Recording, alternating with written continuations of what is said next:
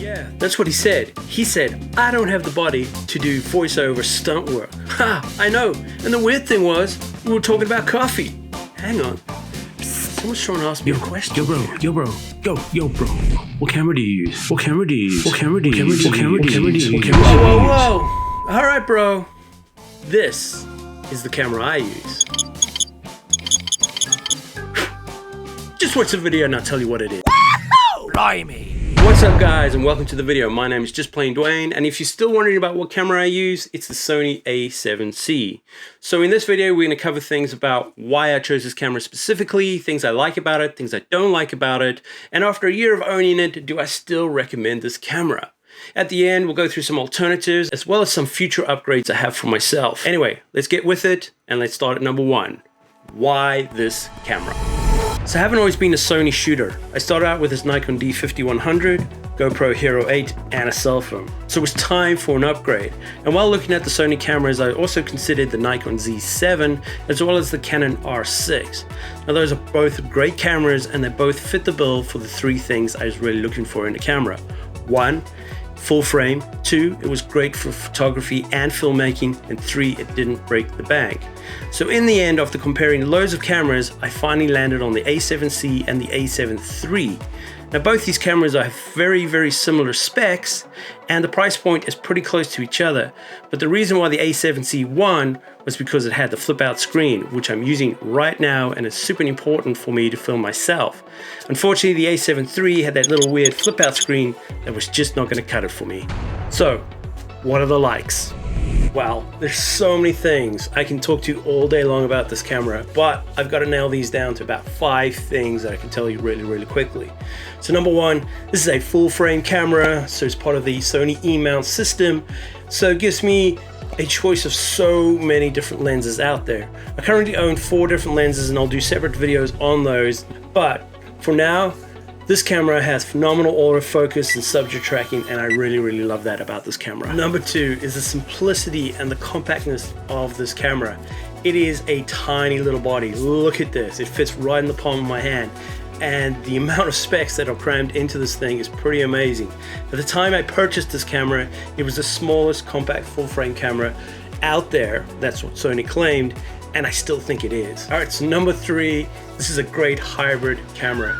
Takes great photos with a 25.3 megapixel sensor, and the video does 4K and it does HD up to 120p. So you get that really cool slow-mo that's super buttery and smooth and things like that. Number 4 is the remote control app that you can use with this camera.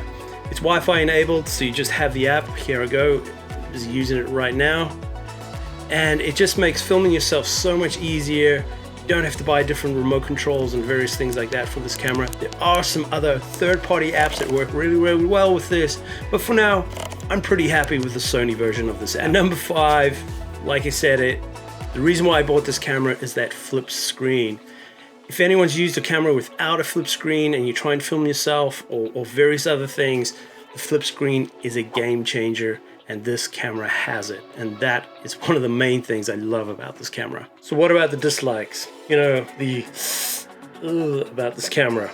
Well, there's not really a lot of things I don't like about this camera, but I will say because of its size, it doesn't have a lot of buttons and dials on it like the A7 III.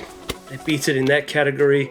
I'd also say because of its size, the grip is a little bit small in my hands. With bigger lenses, it's a little bit hard and difficult to kind of manage. And the last thing I would say is I know this has the old Sony menu in it, so I think the new one is just a lot better, and this one's a little bit clunky and it takes you a while to kind of get around to things.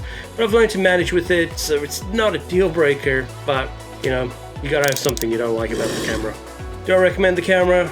Yes, I definitely recommend this camera. And who I recommend it for, I would say if you're going from a crop sensor to something that's full frame and you're a beginner, this is a great camera, especially if you're going into the Sony system. I'd also say if you're a professional photographer as a B camera, if your main camera kind of shits the bed, I would say this is such a nice compact little rig that you can keep in your camera bag. And if something like that happens, I'm pretty sure you could take this out and you could still save the day with it. And if you're still thinking that this camera is not for you, I mean, camera body and a lens is probably going to set you close to about $3,000. I would say get the Sony ZV-E10 with a 10 to 15 millimeter lens on it. It's a great little camera. It does a lot of what this camera does, but it is a crop sensor camera.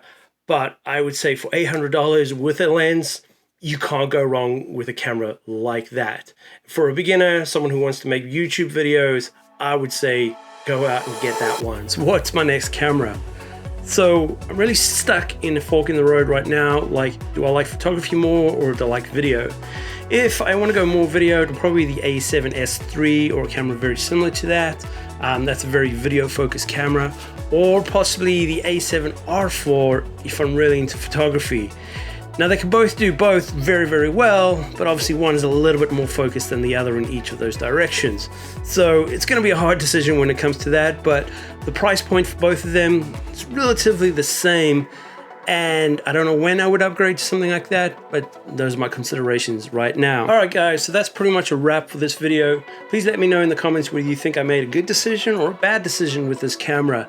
As well as let me know what camera do you use and why did you choose it? I'd love to hear from you guys. But with that, thanks for watching the video, and I'll catch you guys next time. Subscribe.